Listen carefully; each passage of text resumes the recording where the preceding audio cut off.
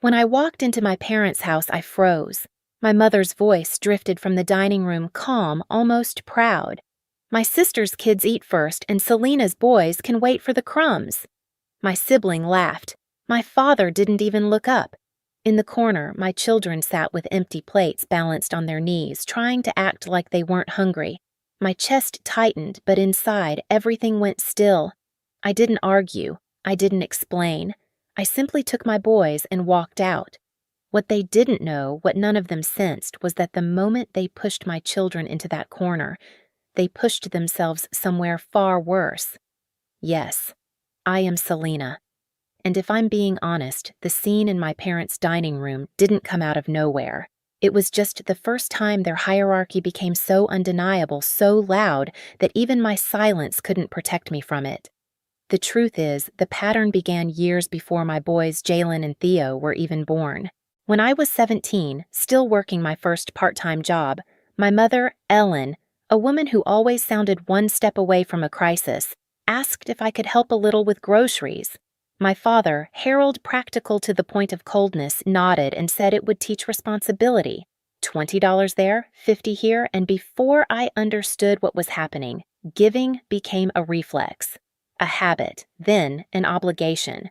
By the time I was in college, they were sending me pictures of bills notes about repairs, and when I'd call to ask if everything was okay, my mother's voice always quivered in just the right places.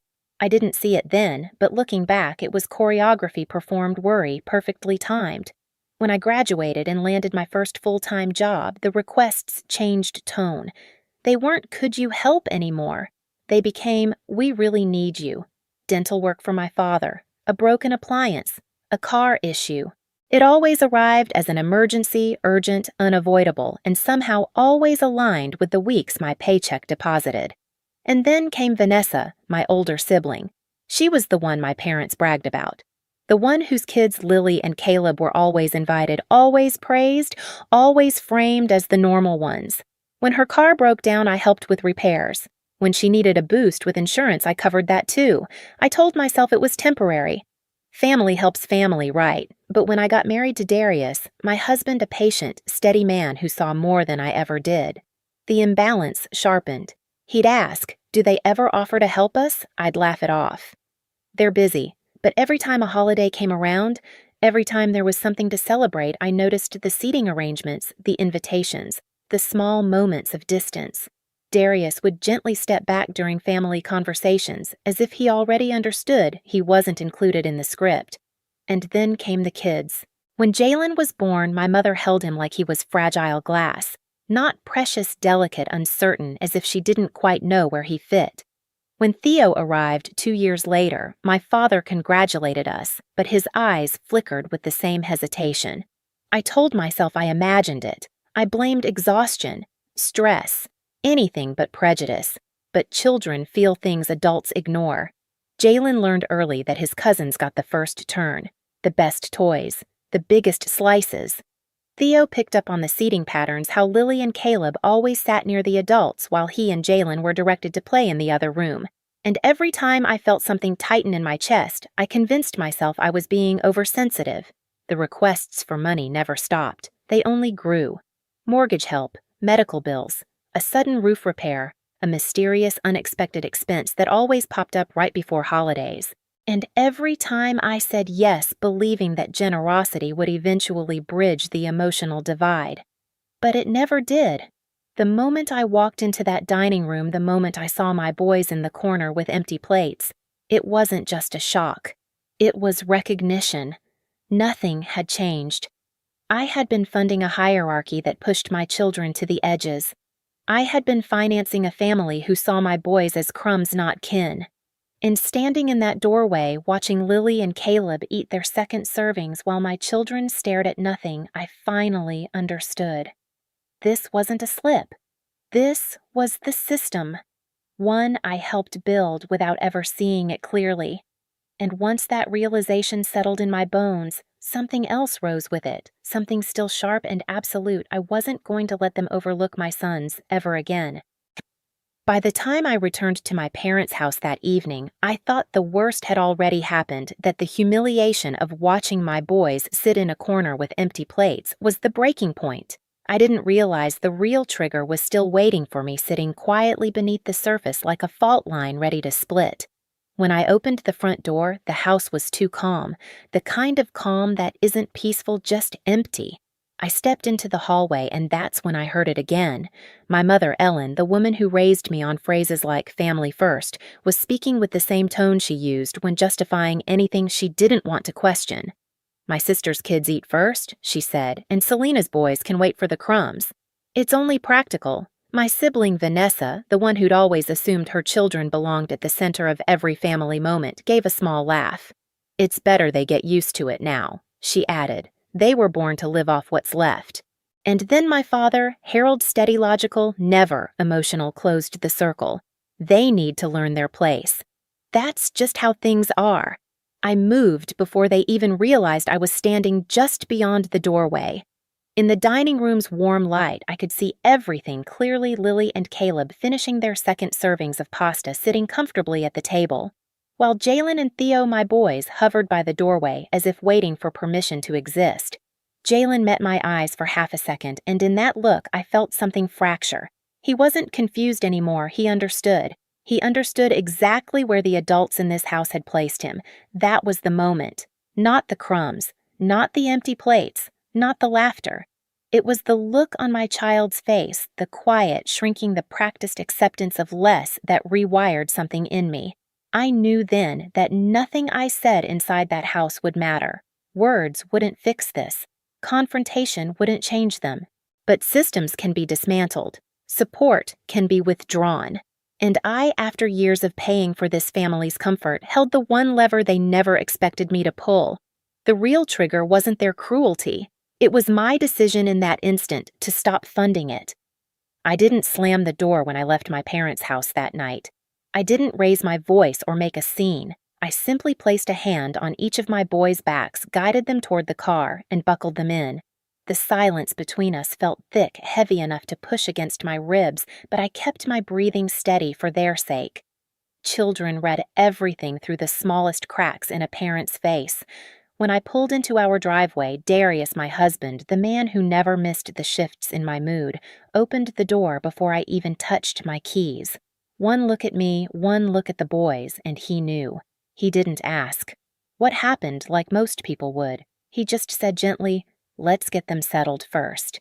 He helped Jalen find his sketchbook. He guided Theo toward the living room couch and put on the nature documentary he loved. Only when they were busy in their small worlds did Darius return to the kitchen, lean against the counter, and wait for me to speak. I didn't know where to start, so I started with the words that hurt the most. "My mother said the cousins eat first," I whispered, "and my kids, my boys, should wait for the crumbs." The muscle in Darius's jaw shifted, but he stayed still. And my sibling laughed. I continued. My father backed them up. They weren't joking. They meant every word. I expected anger from him, outrage. But instead, Darius breathed out slowly, like he had always known this moment would arrive. "Sit," he said softly. I sat. "Selena," he began, "you've been supporting that entire household for years. Bills, repairs, payments, all of it. And you've never asked what any of that has cost you, not in money, but in dignity. I wanted to defend them the same way I had for years, but nothing came out, because the truth had already been sitting in the back of my throat since the moment Jalen looked at me with those sad, understanding eyes. They don't see our sons as family, Darius said. They see them as a complication. And they see you as the solution they can drain without ever being grateful." I didn't argue. I couldn't. That silence, the one that settled between us, wasn't defeat. It was clarity. He reached across the table and took my hand. So he asked quietly, "What do you want to do?" And just like that, the quiet plan began. I stood up, walked to the drawer where we kept important papers, and pulled out my laptop and a clean legal pad. I'd bought the pad months ago, planning to use it for work notes. It had remained blank until that night. I drew 4 columns: mortgage, auto, utilities, emergencies. Then I opened the banking app I had avoided looking at too closely. I scrolled, page after page of transfers, payments tagged with messages like, "Just until we're caught up," "Family helps family," "We're short this month, it's just temporary." Under each category, I wrote numbers, dates, amounts. The pad filled faster than I expected. When Darius sat beside me, he didn't interrupt. He simply slid a second pen across the table in case I needed it. By midnight, the pattern was undeniable. 8 years of support, structured, steady, almost scheduled. I whispered, "They've built their lives around my income, and they've built their arrogance on it too," Darius replied. I didn't cry. Not because I was strong, but because something colder had settled into my chest. A kind of quiet steadiness I'd never felt before. "I'm done," I said. Darius nodded. "Then let's make a list. First, call the mortgage company." I asked what my options were as a co-borrower. When the agent explained the process for removing my self-refinancing qualification requirements' potential sell-off if they couldn't meet the numbers, I wrote every detail down. Second, call the auto lender. I instructed them to require my authorization for any credit adjustments or refinancing tied to my previous co-signature. Third, the utilities and payments I'd set up during emergencies. I canceled every automatic transfer. Fourth, the savings transfer I'd created years ago as a temporary cushion for my parents. Deleted. Permanently. Fifth, my accountant. I sent an email requesting a full audit of personal support given to extended family over the past 8 years. Sixth, a family lawyer. Not for lawsuits, just for clarity boundaries and documentation. Every step was done quietly. No grand announcement. No confrontation. Just removal. Just the ending of access. Around 2 a.m. after the last account was adjusted, I closed my laptop and set my pen down. The house was silent. Even the refrigerator hum felt distant. Darius placed a mug of warm tea beside me, not as comfort, as anchoring. "Do you feel better?" he asked. "No," I said honestly. "I feel awake." There was no satisfaction, not yet, just a realization. My silence that night, walking out without a word, refusing to plead or argue, had been the first act of power I'd taken in years, and the blueprint I drafted on that legal pad that was power solidified. Every unchecked box on my family's budget, every deposit they expected, every bill waiting for my name. All of it would hit them like a winter storm they never prepared for, not because I wanted revenge, but because I needed protection. For my sons. For my home, for the part of me that remembered what crumbs used to taste like. The quiet plan wasn't emotional. It wasn't explosive. It was administrative, methodical, precise, a quiet rebalancing long overdue. And by dawn, as I watched the first light stretch across our kitchen floor, I realized something they had taught my children to expect less. Now they would learn what happens when I stop giving more. The first sign that my silence had reached them came exactly 48 hours later. I was packing Jalen's art supplies for school when my phone lit up with my father's name.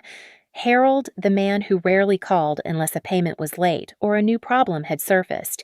"Selena," he said, "without greeting, there seems to be some kind of issue with the mortgage. The transfer didn't go through." I didn't bother sitting down. "There's no issue," I replied. I canceled it. The pause on the other end was sharp, the kind that cuts through a person's certainty. "You canceled it." "Without warning, I warned you," I said quietly. "You just weren't listening." He inhaled like he was steadying himself. "This is your parents' home. We rely on, I know exactly what you rely on. I cut in. That's why it stopped." Before he could respond, another call buzzed in. My sibling Vanessa, who had laughed while my sons sat hungry in a corner, was already spiraling. I picked up. "Selena, what did you do?" she demanded. "My car payment got rejected. They said the cosigner blocked adjustments. You know I can't afford a hit on my credit right now." I leaned against the counter, watching the morning sun land on Theo's cereal bowl. "You'll have to manage," I said. "The way you expect my sons to manage with whatever scraps they're given." That was a misunderstanding. You said I reminded her that my boys were born to live off what's left. Those were your words. Silence, not guilt, just the sound of someone recalculating their losses. Before she could recover my mother, Ellen, the architect of emotional leverage, called through FaceTime. I let it ring twice before answering. Her face appeared tight with panic. "Sweetheart," she began shakily, "your father and I need to talk to you. The bills. Things are piling up faster than we expected. We're in a difficult situation." "Are you?"